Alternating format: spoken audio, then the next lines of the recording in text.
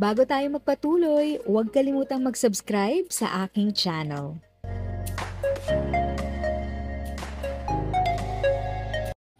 Thank you sa pag-click ng aking video. Good day po sa lahat ng mga nanonood. Sa mga bagong viewers at napadaan lang, by the way, I'm Tita Eda. Welcome to my channel. Ang channel na maghahatid sa iyo ng dagdag kaalaman tungkol sa government services, bagong mga balita at informative videos na galing sa legit na resources. Mag-subscribe na para updated ka. Sinabi ng chairperson ng House, Committee on Ways and Means nitong Lunes, na may pondo ang gobyerno para mapanatili ang iminungkahing Universal Social Pension para sa mga senior citizen. Hinimok ni Albay Repressor Joey Salceda ang Senado na aprubahan ang panukalang batas na nagbibigay ng PHP 1000 na pensyon sa lahat ng Filipino senior citizens dahil tiniyak niya sa mga mambabatas na ang programa ay piskal na sustainable. Ngayon po, ako na mismo ang nagsasabi sa Senado na kaya po nating punduhan ang Universal Social Pension ayon kay Salceda.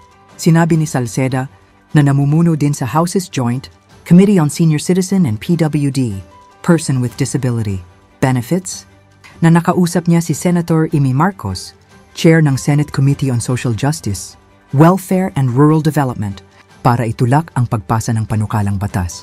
I talked to Senator Amy Marcos, who chairs the committee discussing the bill, during her visit to Albay.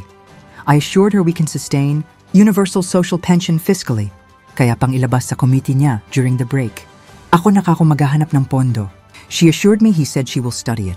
Iniugnay din ni Salceda ang programa sa kanyang pagtulak para sa Universal Basic Income, UBI, na sinabing ang pagbubuwis ay dapat makatulong sa mga hindi na makapagtrabaho. Ang papel ng pagbubuwis ay redistributive.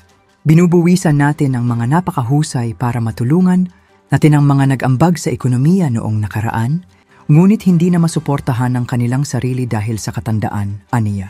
Noong Mayo 2024, inaprubahan ng House of Representatives ang House Bill HB 1423 na may 232 affirmative votes.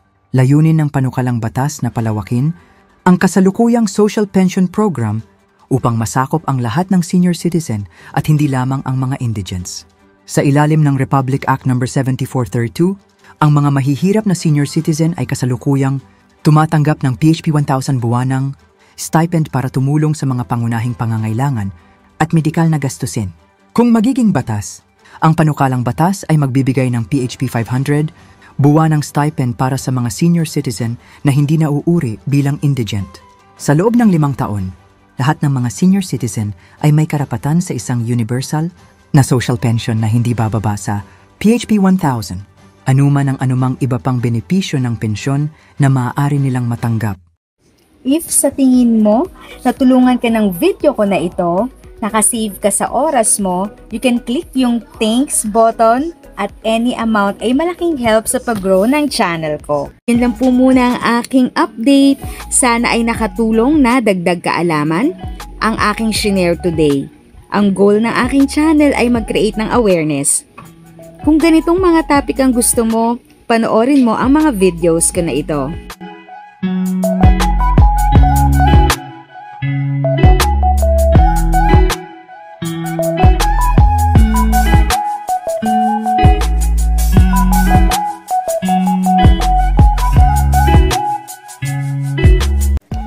Thanks for watching! Kung may kapamilya, kaibigan o kakilala sa tingin mo ay magiging interesado sa video, please share or tag sila sa comment section. At syempre, if nagustuhan mo ang video, i-like mo na ito at subscribe ka na din. As always, feel free to write your questions, comments, and opinions respectfully. And continue to be a blessing and stay safe!